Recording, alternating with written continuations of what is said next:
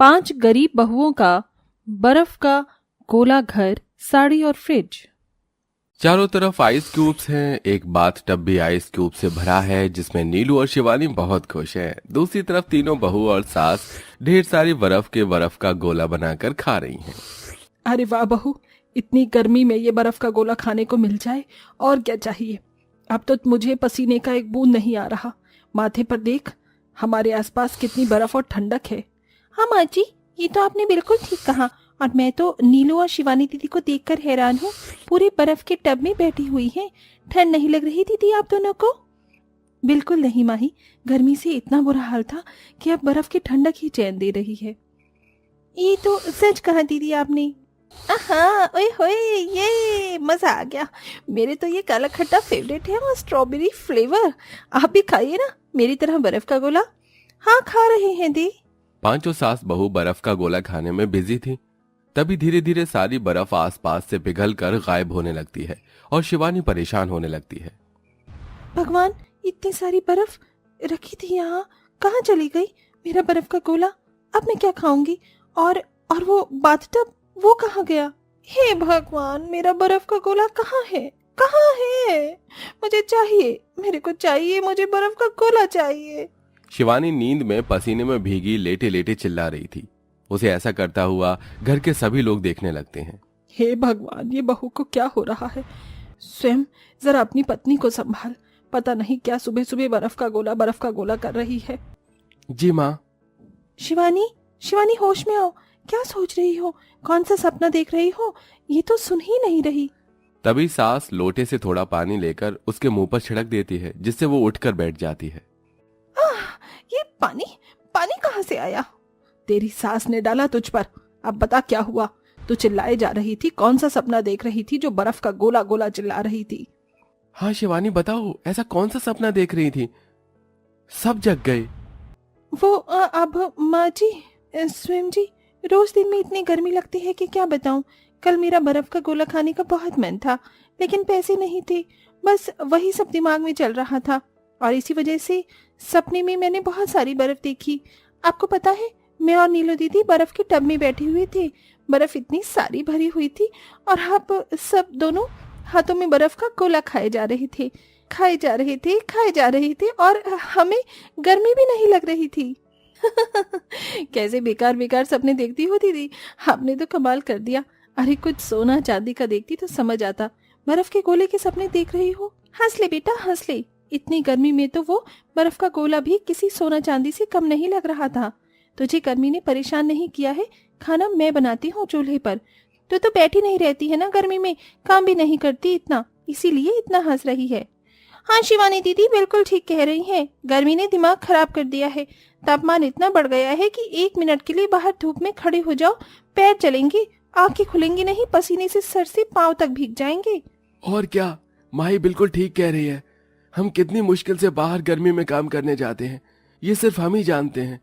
काम भी ऐसा कर रहे हैं कि मेहनत 100% है और पैसे की कमाई 0%।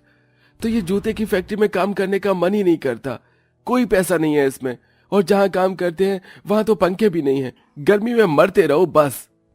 गर्मी है तो है। चल शिवानी की बच्ची, उठ जा और सब खाने पीने की तैयारी करो।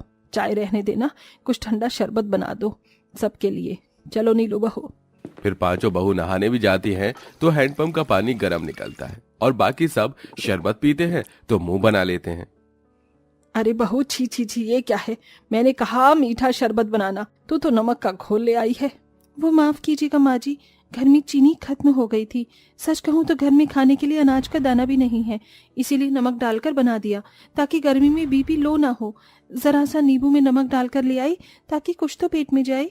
अरे तुझे भी क्या बोलूं, ये भी तूने ठीक ही किया है। अब खाएंगे क्या? माँ जी आपको पता है, सामने वाली पड़ोसन के पति ने उसी सुंदर सा हार और साड़ी दी है। हम पत्नियों की साड़ी अभी कितनी पुरानी हो गई है, इनसे बोलिए ना हमें एक एक साड़ी ला दे। तुम्हें घर के हालात नहीं दिख रहे क्या? अरे घर में खाने को कुछ नहीं है, फिर भी साड़ी की बात कर रही हो। यहाँ इंसान ठंडा पानी पीने के लिए तरस रहा है। अगर हमारे पास एक फ्रिज होता तो उसी से ही ठंडा पानी पी लेते, और तुम जितनी चाहे बर्फ के गोले बनाकर खाती। देवर जी बिल्कुल ठीक कह रहे हैं सोम्या, तुम्हें इस वक्त ऐसी बातें नहीं करनी चाहिए। और आप सब परेशान मत होइए। सोहेल को मैंने 200 रुपए उधार दिए थे, उससे पैसे लेकर मैं कुछ खाने का इंतजाम कर देता हूँ। आज और कल का तो जुगाड़ हो ही जाएगा। वाह मेरे बेटे, शाबाश, जा जल्दी खाने का इंतजाम कर। विकास अपने दोस्त से उधार के पैसे ले आता है, जो कि सिर्फ 100 रुपए देता है, और उससे वो खाना पीना ले आते हैं।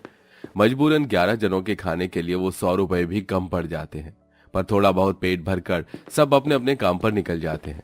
पर उसी रात एक ऐसी आंधी आती है जिसमें उनका घर बिखर जाता है और बड़ी मुश्किल से घर के सभी लोग बच पाते हैं। माँ, विकास, राकेश, माही, तुम सब ठीक तो हो ना? हाँ बेटा, हम सब ठीक हैं। तू तो ठीक है ना? इस आंधी को भी आज ही आना था, कल मोही कहीं की हमसे हमारा घर भी छीन लिया। अब हम कहाँ जाएंगे? माँ जी, तूफान तो और भी तेज बढ़ रहा है। अगर हम यहाँ रहे तो कुछ भी हमारे साथ हो सकता है। ऐसा करिए, हम नदी किनारे चलते हैं, वहीं सो जाएंगे।